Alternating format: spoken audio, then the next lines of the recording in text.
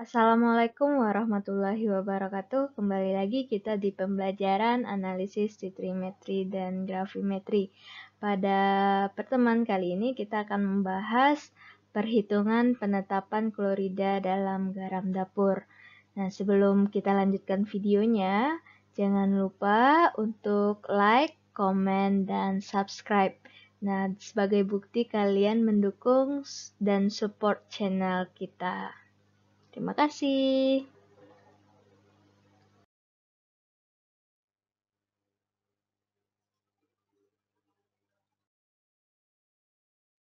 Sampel yang kita gunakan dalam penetapan kadar klorida dalam garam dapur ini adalah garam beriodium tani makmur sejahtera bersama, di mana garam beriodium tani makmur ini katanya di kemasan ini sudah memenuhi kualitas yang dipersyaratkan oleh SNI. Pada SNI itu kadar NaCl yaitu minimal 94%. Nah, sedangkan pada produk ini bisa kita ketahui bahwa berat bersih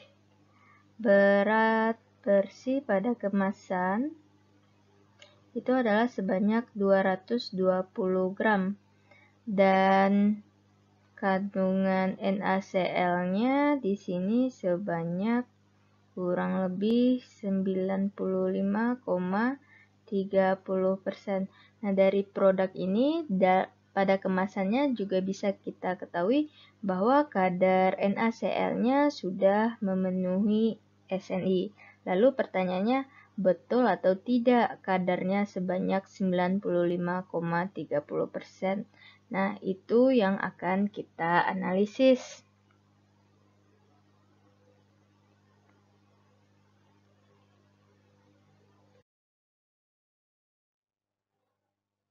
Selanjutnya, adapun yang akan kita hitung yaitu adalah persen Cl secara teori, lalu yang kedua ada persen Cl secara praktek, yang ketiga kita memperkirakan volume AgNO3 yang terpakai atau volume larutan standar yang akan kita gunakan, dan yang keempat kita akan menghitung persen kesalahan yaitu selisih dari hasil yang didapatkan dengan hasil sebenarnya. Lalu kita lihat dari data, apakah data kita itu bagaimana distribusi data kita, yaitu kita melihat dari SD dan RSD-nya, lalu melihat apakah data yang kita dapatkan sudah teliti atau belum.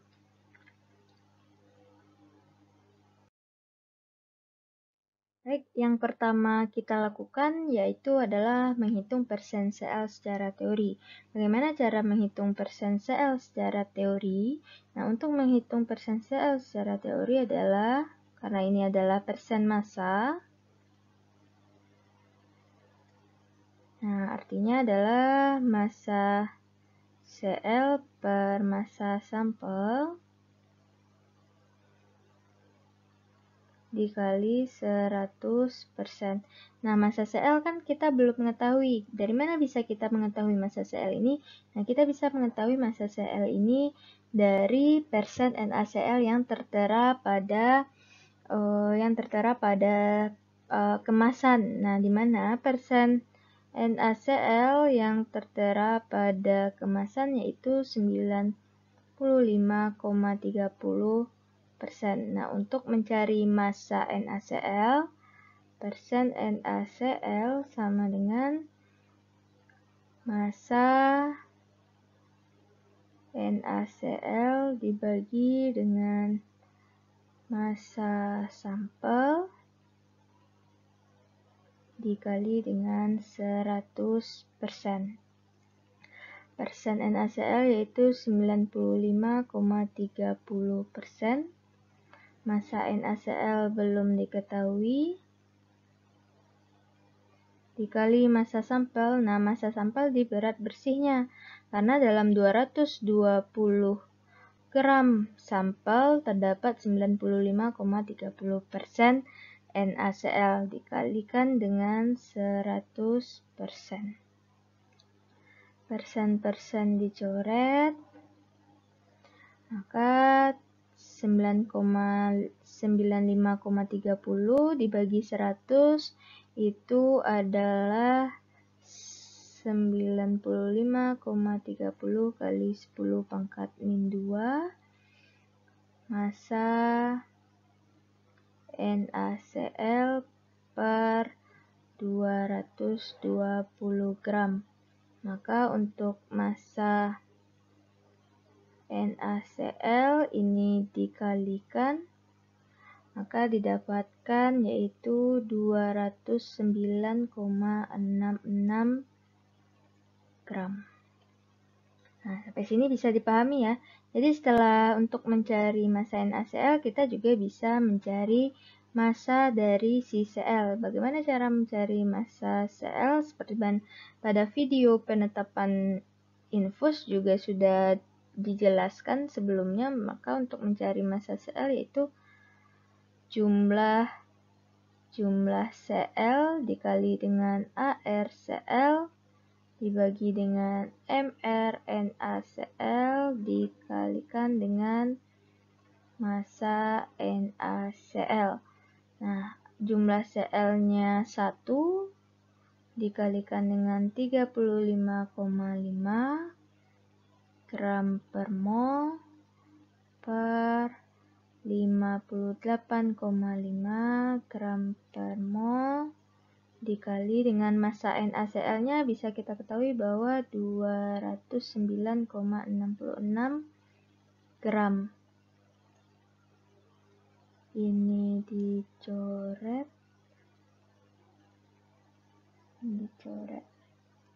Maka didapatkan pada massa dari Cl itu 35,5 dibagi 58,5 dikalikan dengan 209,66 yaitu 127,23 gram. Jadi massa Cl sudah kita dapatkan yaitu sebanyak 127,23 gram. Lalu baru kita masukkan ke persamaan ini. Mana persen Cl sama dengan massa Cl dibagi dengan massa sampel dikali 100%. Massa Cl 127,23 gram dibagi dengan 220 gram dikali 100%. Didapatkan persennya yaitu sebesar 57,83%. Ini gram habis.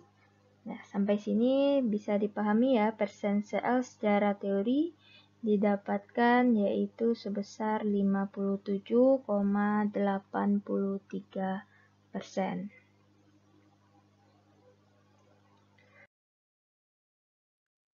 Setelah kita menghitung persen Cl secara teori, selanjutnya kita adalah menghitung persen Cl secara praktek. Nah, kalau untuk praktek mungkin Anda semua sudah paham karena sudah biasa mengerjakannya karena sudah banyak laporannya kan.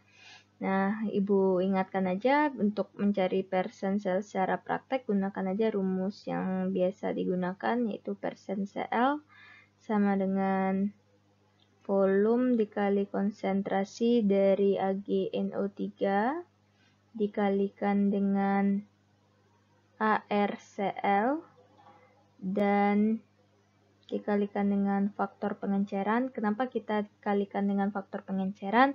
Karena kita memipet 10 mili sampel dari labu yang bervolume 50. Jadi kalau untuk Fp itu adalah volume labu dibagi dengan volume pipet. Jadi 50 dibagi 10 adalah 5. Lalu kita bagi dengan gram sampel dikalikan dengan 1000. dikali 100%. Nah, kenapa kita kalikan 1000? Karena volume penitaran ini kita dapatkan dalam mili. Lalu untuk konsentrasi yang digunakan, untuk konsentrasi AgNO3 yang digunakan adalah konsentrasi yang didapatkan saat standarisasi. Jadi pada data standarisasi yang diberikan itu dibikin konsentrasinya di sini. Seperti biasa juga. Nah, untuk persen sel secara praktek, nah kita lihat satuannya, volume itu mili. Nah, di sini paling sering banyak yang bikin di sini molek per liter. Nah, kita sesuaikan kalau dia mili, nah bisa kita menggunakan satuannya yaitu milimolek per mililiter dikalikan dengan ARCL yaitu miligram per milimolek. Nah, FP tidak ada satuan, dikali persen ya, dibagi dengan gram sampel, gram dikali 1000 miligram per gram. Nah, untuk satuannya bisa kita lihat, untuk mili dihabis, milimoleknya coret, gramnya juga, miligram. Oke, sampai sini bisa dipahami ya. Nah, maka nanti yang didapatkan adalah persen.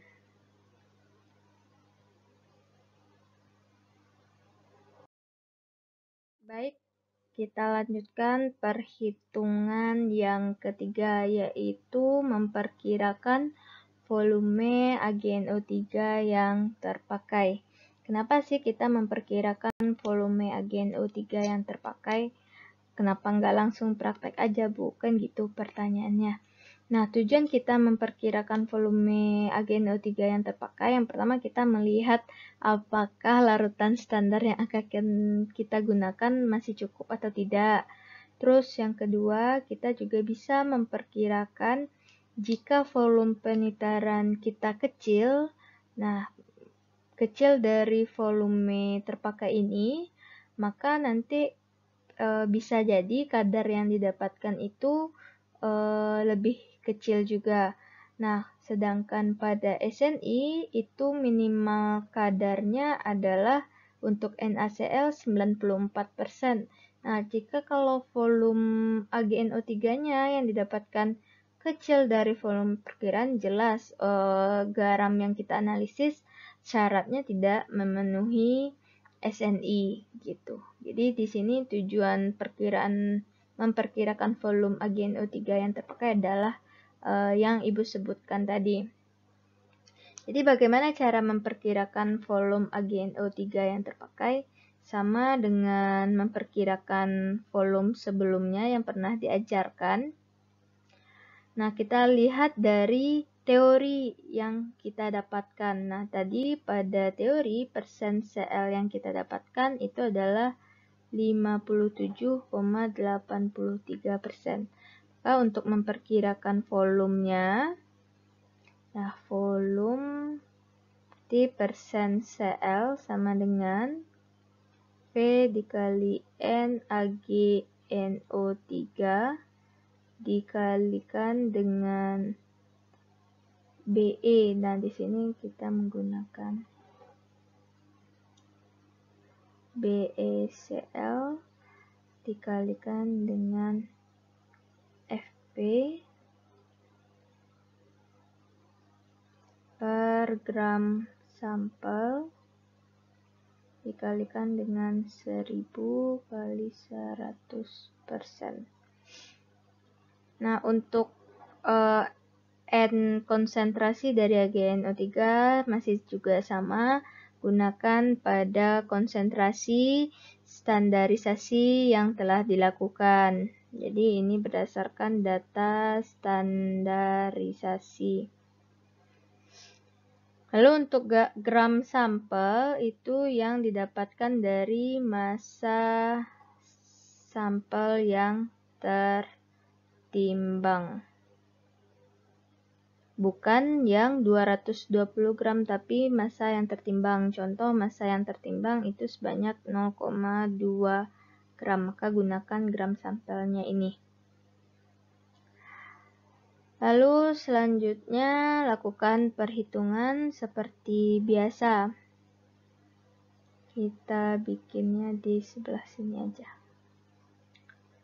Maka persen Cl-nya diketahui 57,83% sama dengan volume.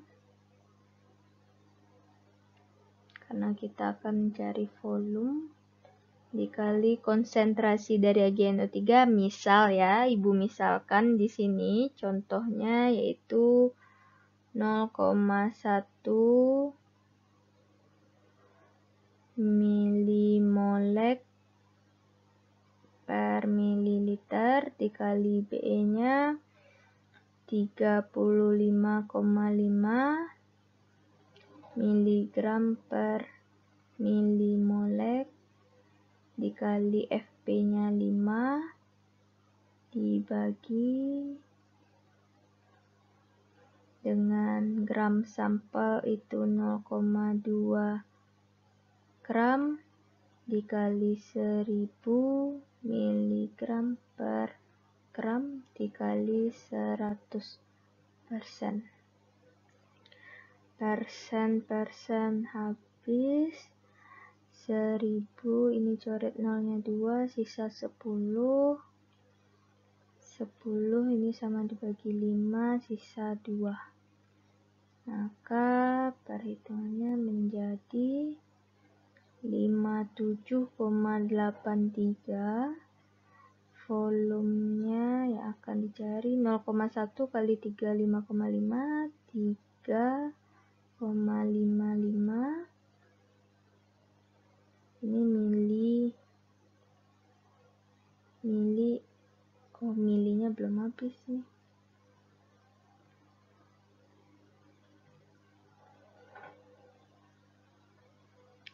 35 coret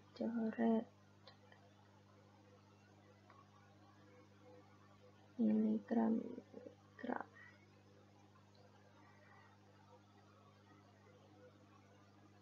Maka untuk masih merah. Nah, ini sisa mili. Maka untuk ini sama dengan 0,400 ya. Maka volume sama dengan 57,83 dikali 0,4 dibagi dengan 3,55. Didapatkan 23,132 dibagi 3,5 sama dengan 6,52 mili. Jadi volume perkiraan AgNO3 yang akan kita gunakan adalah sebesar 6,52. Apakah bisa lebih, Bu, dari segini? Nah, bisa kurang, Bu, bisa. Nah, itu bagaimana kalian nanti melakukan prakteknya.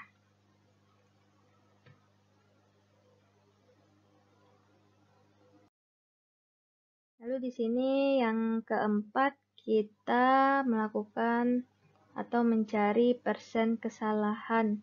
Nah, persen kesalahan seperti biasa selisih dari praktek dengan hasil sebenarnya. Di mana persen kesalahan relatif ya. persen kesalahan sama dengan persen praktek dikurang dengan persen teori dibagi dengan persen teori kali 100%. Lalu untuk SD/RSD masih sama, SD sama dengan akar sigma X dikurang X bar dikuadratkan dibagi N kurang 1. N yaitu jumlah data, karena jumlah datanya ada 4, berarti 4 dikurang 1. Sedangkan untuk RSD sama dengan SD dibagi rata-rata dikali 100%. Dan untuk persen ketelitian,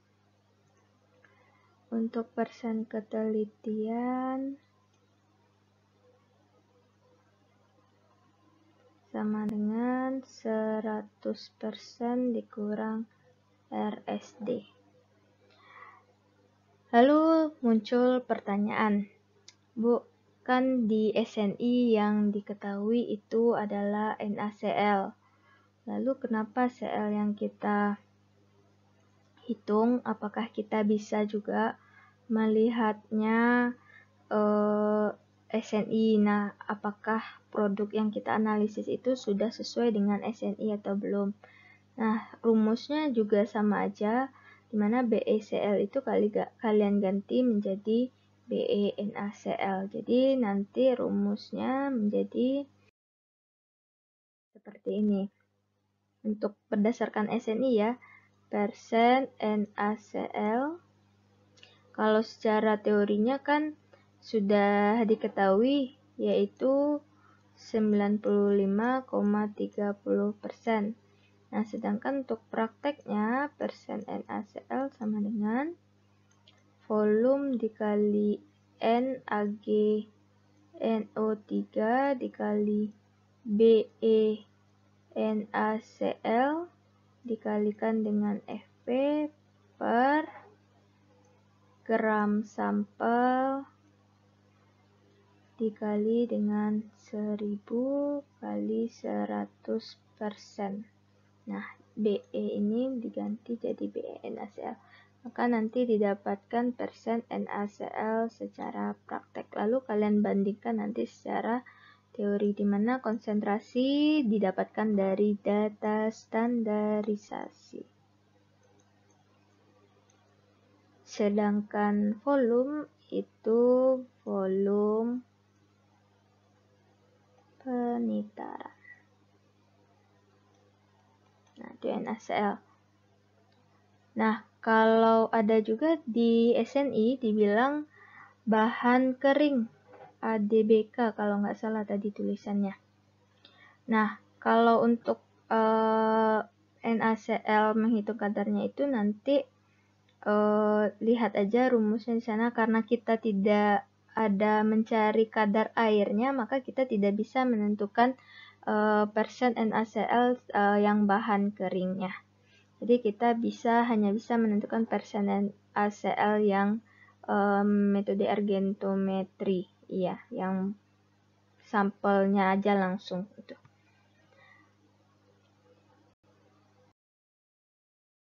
Baik, jika ada pertanyaan mengenai perhitungannya, silahkan tanyakan di grup atau silahkan japri gurunya. Sampai di sini. Terima kasih. Assalamualaikum warahmatullahi wabarakatuh. Selamat bekerja.